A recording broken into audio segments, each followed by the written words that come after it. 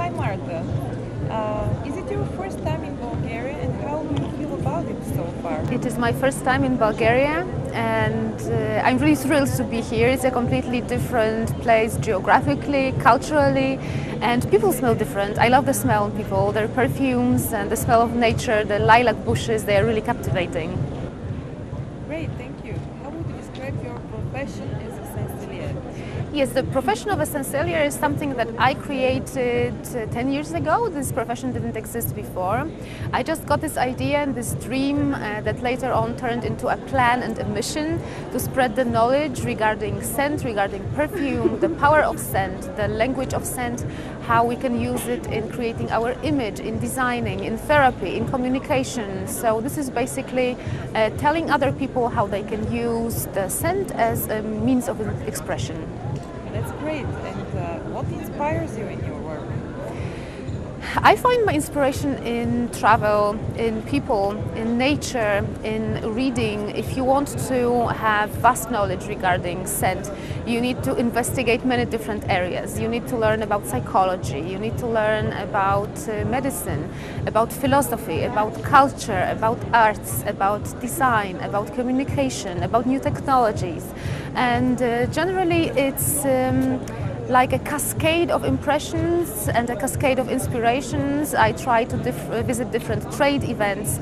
I get inspiration from different fields of industry and I work in teams. I also work in multidisciplinary groups of people where we influence one another. Can you create the first impression of a person just by the scent they use? Definitely, you can create the first impression by the scent they use. It's not only by the scent must be compatible with the rest of the image. But if you prepare your styling carefully, if you think about your clothes, about the color, the form, the shape, if you think about the hair and makeup and forget about the scent, then your image is not complete. The scent is something that actually completes the way you look, the way you move and the way you behave. And scent has secrets. It can make you look lighter, it can make you look younger, it can make you look more approachable, or you can smell more powerful, you can smell more distant, you can also exude self-confidence or sensuality. So the language of scent reaches everywhere, to every aspect of who we are. What kind of scent do you prefer and do you have personal perfume? What is your taste? It's my taste in perfumes, and I'm not going to be very original here. It stems from my personal experience and from my childhood memories. I like the smells of nature, of resins, of wood, of smoke. I like the scent of jasmine because we had a jasmine bush in the yard. And when I look for perfume for myself, I need to think of various things. I need to think of the message that I want to convey. I need to think about the way I feel, about the weather. So in hotter months, I prefer a very crisp, like clean linen scents, very often with a hint of mandarin, which is my favorite citrus fruit. I like layering scents on my body and mixing them with one another. I like to wear perfumes that are a little bit mysterious, therefore I use a lot of woody notes. I like the smell of leather, it gives me the feeling of confidence, and I like to experiment and to make my own perfumes in tiny amounts, sometimes even for a day. So it's like my Monday perfume or for the first weekend of spring. Are there any trends in perfumes and which fragrances will be preferred in spring-summer 2016? Yes, there are trends, and it's very important to say that trends are not fashion trends, so you do not plant them. It's not like an artificial plant that is planted onto the market. Trends are results of our wants, of our choices, of our consumer choices. And in the spring and summer 2016, we can say very generally that we are going to smell perfumes that are very close to our heart, to our European nature, to our European culture. We are going to see perfumes that smell of fruit. Very often these will be the notes of very cold fruit, like a sorbet, made of frozen fruits. We are going to get perfumes that smell of herbs like rosemary, like lavender, like sage, so the smell of a summer sun-drenched meadow. We are going to have the smell of forest, of the pine tree, of cedar wood, of cypress. These are the scents that when we close our eyes we get this impression that we are in the middle of a forest or in the middle of a field and we are in close contact with nature. There is also this trend called transparent florals with the main note, which is the freesia flower, again very typical for European bouquets, gardens, florist shops. And finally the note of praline, burnt sugar, caramel for those who like the gourmand fragrances that are just appetizing and mouth-watering. What is the leading in choosing a signature perfume? Are there any special tests to determine that what components to include or another method? Yes, when I choose a signature perfume for a person who comes to my workroom for olfactory profiling, I always try to think of it as a process. So first we need to find out about the preferences of the person. When we map out the preference, the sensory preferences, what colors, what textures, what temperatures, what sounds, what foods, which season this person prefers, then we get something like a sensory map. And on this sensory map we can find different areas where this person can find different elements that can later on be translated into a perfume wardrobe, because mostly we don't use the same clothes for every styling and for every occasion. We should have a perfume wardrobe that will give us different perfumes for different occasions, at least 3, I would say, is like the optimum and the minimum at the same time. And to choose the perfect fragrance, we always need to think about the lifestyle, about the clothes, about the environment in which the person functions, and of course we always need to test the fragrance on the skin. If I'm working long distance with someone who doesn't live near me, we very often exchange tiny bits of cotton that have been worn before on the body of the person, so that they get their personal smell, and then I test the fragrance on the pieces of cotton. I put them in an envelope and send it over for the person to smell, and they can then determine if their own body scent is compatible with the perfumes that I'm choosing.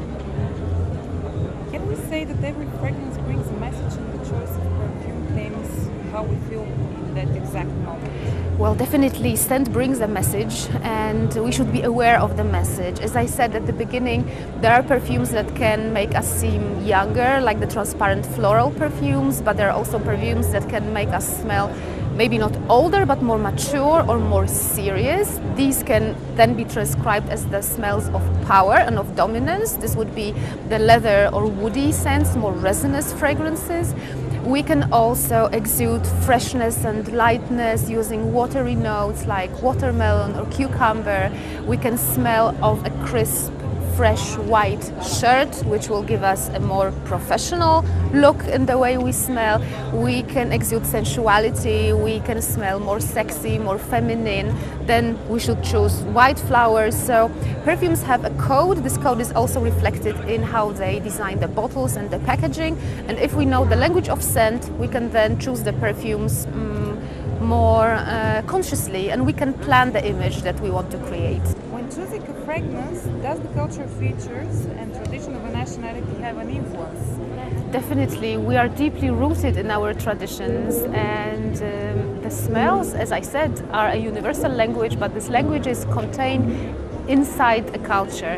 So the smell of cinnamon would be read differently when you go to India and when you go to Poland, because in India it's a component of many spice mixes and people eat it all year round, whereas in my country the smell of cinnamon is associated with apple pie, so it has different connotations.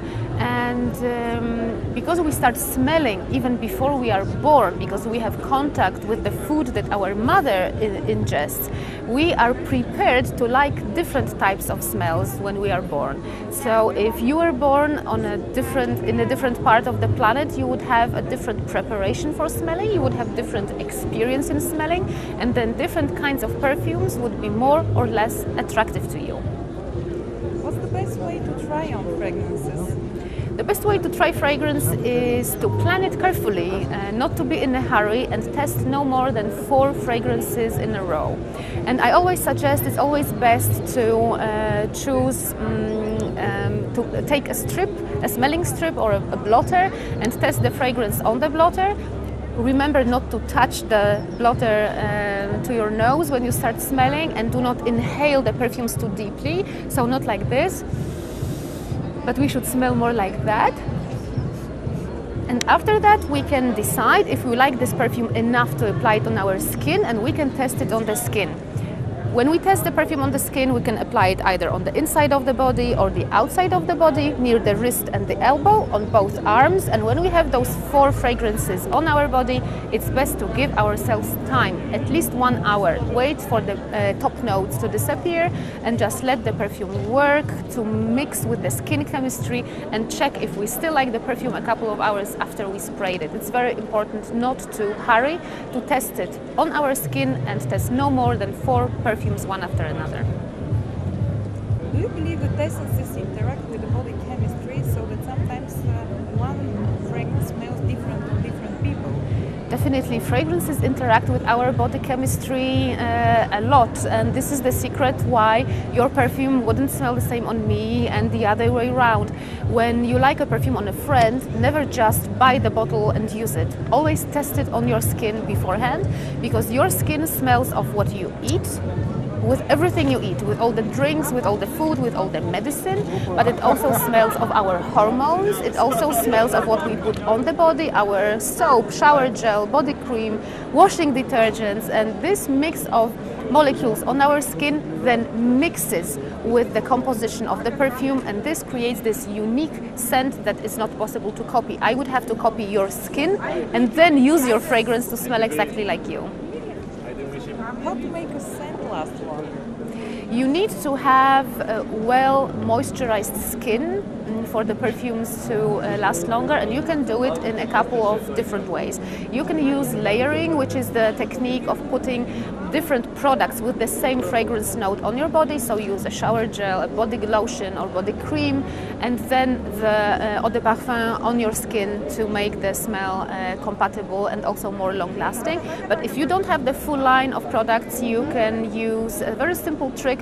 You can buy sweet almond oil or jojoba oil in a pharmacy, and you can apply it on wet skin, then dry it carefully and spray perfume on this base, and it will make the perfumes last longer, even for a couple of hours. You can apply this oil on your forearms, on your chest. You can apply it even on your neck, wherever you want to spray perfume. Perfume needs an oily base to sit on. This is what prolongs the life of perfume.